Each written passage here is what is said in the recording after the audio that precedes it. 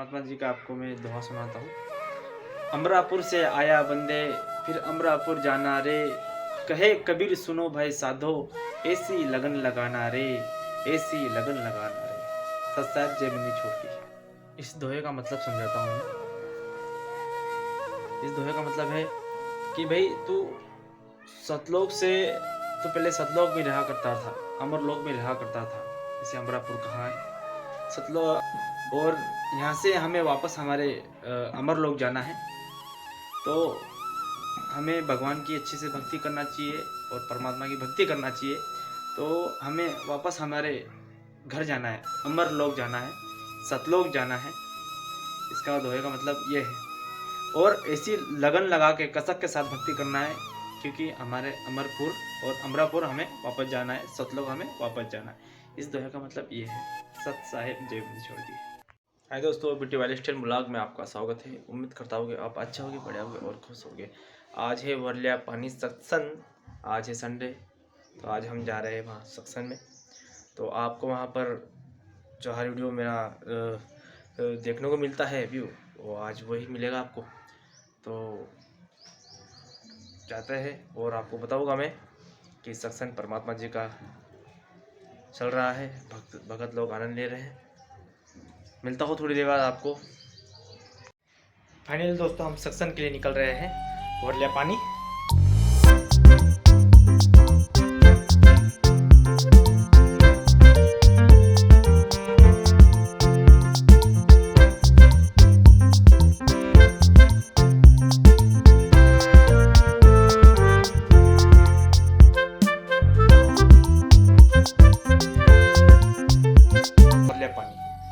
साहिब जय बंदी छोटी। दिवाली तहसील वर्ल्या पानी में हम पहुंच चुके हैं और हालांकि कोई दिक्कत नहीं आई रास्ते में पहुंचने के लिए, फटाफट रास्ता मिल गया और मैं सत्संग के वहां पर पहुंच चुका हूं। और अंदर भगत लोग सत्संग ग्रहण कर रहे हैं और आपको मैं बताता हूँ, चलिए मेरे साथ। सारे भगत लोग परमात्मा जी का सत्संग ग्रहण कर रहे हैं और आपको मैं बताता हूँ, देखिएगा सारे भगत। और परमेश्वर ने उजियाले को दिन, अंधियारे को रात कहा। सांझ हुई फिर भोर हुआ, भोर में सुबह। इस प्रकार ये पहला दिन की रचना की प्रभु ने, परमात्मा परमेश्वर। फिर परमेश्वर ने कहा कि जल के बीच एक ऐसा अंतर हो कि जल दो भाग हो जाए, तब ऐसा ही होगा। तथा इस प्रकार सांझ हुई फिर भोर हुआ, ये दूसरा दिन हो गया। फिर तीसरे दिन कुछ और रचना की, सांझ हुई फिर भोर हुआ, फिर ये तीसरा दिन हो गया। ये फिर सांझ हुई फिर भोर हुआ, ये चौथा दिन हो गया। कुछ और रचना की परमात्मा, चौथा दिन हो गया। फिर ये प्रश्न नंबर 5 पे, तथा फिर वो बहुत सी रचनाएं की परमेश्वर ने, सांझ हुई फिर भोर हुआ, इस प्रकार ये 5वां दिन। अब हम छठा दिन पढ़ेंगे।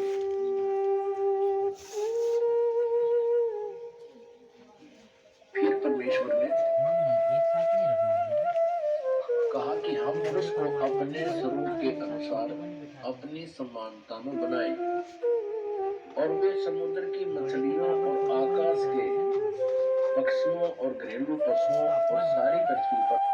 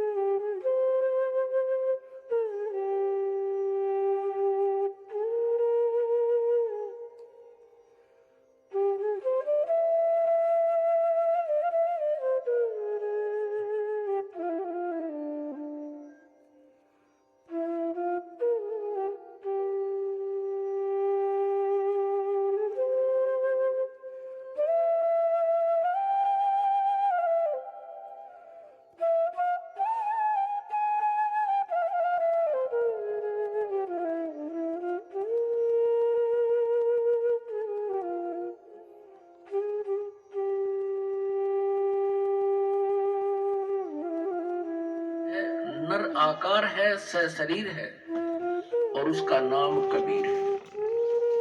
वो साकार है। तो निराकार बेचून कैसे हुआ प्रभु? ये लोक वेदता दंत कथा थी। शास्त्रों को न समझकर मन मुखी ये ज्ञान हम प्रचलित कर चुके थे और इस पर आश्रित थे। पवित्र कुरान में आपने देखा कि अल्लाह ही कबीर है। अब आइए देखते हैं पवित्र वेद क्या कहते हैं। अब हम आते हैं पवित्र हिंदू धर्म के सदग्रंथों पर। पवित्र हिंदू धर्म के सदग्रंथ माने जाते हैं पवित्र चारों वेद और पवित्र श्रीमद् भगवत गीता, पवित्र फाइनली दोस्तों सत्संग खत्म हो गया था और सत्संग खत्म होके मैं बाहर निकला और आपको बताता हूँ भक्तों का व्यू। चलिए मेरे साथ। सत्संग खत्म हो गया था और सारे भगत लोग ये बाहर बैठे थे। सत्साई भगत जी, सत्साई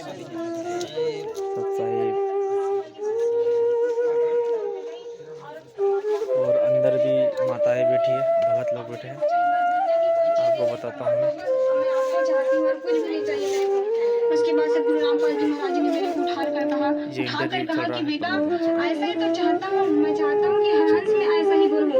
सब लोग जाते समय परमात्मा ने मेरे में पूरा सिंह संतोष विवेक क्षमा जो सतलोक जाने और जो गुण होता है ना व्यक्ति में वही पूरा स्थापित कर दिए थे। उसके बाद सदगुरु रामपाल जी महाराज जी ने कहा कि बेटा कोई बात नहीं, मैं ही कबीर परमात्मा पूरे परमात्मा सदगुरु रामपाल जी महाराज जी के रूप में आया हूँ बेटा, लेकिन संसार के लोग मुझे नहीं समझ रहे हैं। कोई बात नहीं, इंसान में इतना अहंकार घर कर गया है कि मेरे को समझना ही नहीं चाहता है। मैं ये पूरे परमात्मा से गुरु राम पर होकर ही रहेगा। मैं चाहूंगी अगर मैं मंत्री बने कि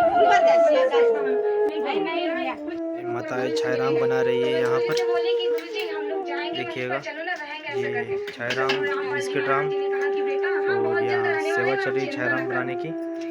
उसके बाद आप कहाँ जाते हैं? पहले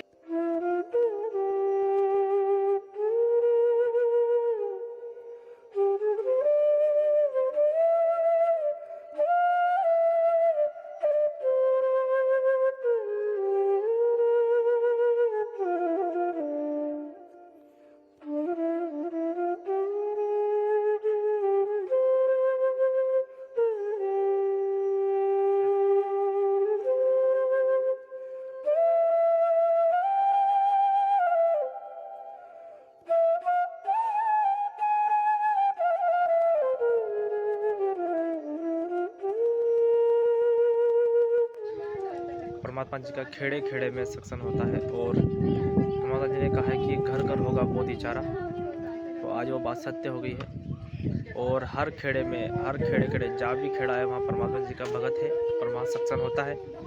और ऐसा कोई भी खेड़ा नहीं बाकी रहा कि वहाँ परमात्मा जी का सत्संग नहीं हुआ। और अभी हर खेड़े खेड़े में, हर गाँव गाँव में, हर खेड़े खेड़े में, हर शहर में, हर तरफ परमात्मा जी का सत्संग हो रहा है और घर घर बोधि चारा हो रहा है। और ये बात सत्य है और देखो ये बात सत्य ही रहेगी। सत साहिब जय बंदी छोड़। ये बट रही है परमात्मा जी की छाय राम। सारे भगत लोग ग्रहण कर रहे हैं छाय राम और बिस्कुट राम भी आ गए हैं।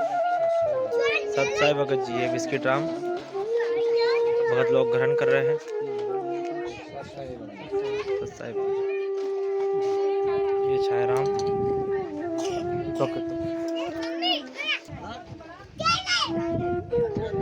छाय राम सब ग्रहण परमात्मा जी का ग्रहण कर रहे हैं कि छाय राम लेंगे तब पूरा ट्रीटमेंट होगा। सत्साई भगत जी साहिब सत्साई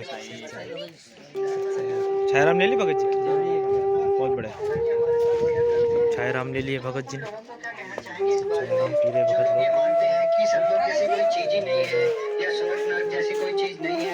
ये माताएं छाय राम ग्रहण कर रही है यहाँ पर, देखिएगा। हमने देखा है सदगुरु रामपाल जी महाराज ने हमको दिखाया है कि स्वर्ग नर्क भी है और उससे ऊपर सब लोग है पूरे परमात्मा का, जहाँ जाने के बाद इंसान वापस नहीं आता है। लो बिस्किट राम हम भी को दे, लेकिन आज जिस तरह का घटनाक्रम है हम भी बिस्किट राम ले गए। सत साहिब जय बंदी छोड़ के समझ पाएंगे कि रामपाल जी महाराज जी पूर्ण परमात्मा है। जिस तरह से आप बता रही हैं और आपको सतलोक लेके गए हैं और आपको सब कुछ दिखाया है आप खुद एक गवाह हैं, तो आप कैसे लोगों को समझा पाएंगे कि संत रामपाल जी महाराज जी को मानना कितना ज्यादा जरूरी है लोगों के लिए? एक बार हमारे घर में हमारे हम भी ग्रहण करेंगे छायाराम अभी।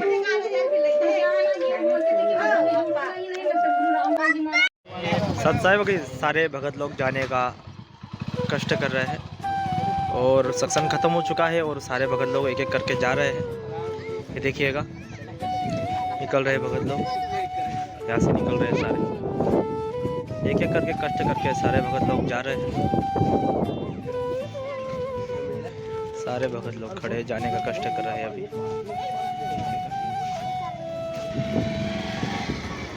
जाने का कष्ट कर रहे हैं सारे भगत लोग, जा रहे हैं एक एक करके भगत लोग जा रहे हैं। फाइनली दोस्तों सत्संग खत्म हो चुका था और मैं मोटरसाइकिल बैठ चुका हूँ और अभी भी जा रहा हूँ घर और आपको मिलता हूँ घर।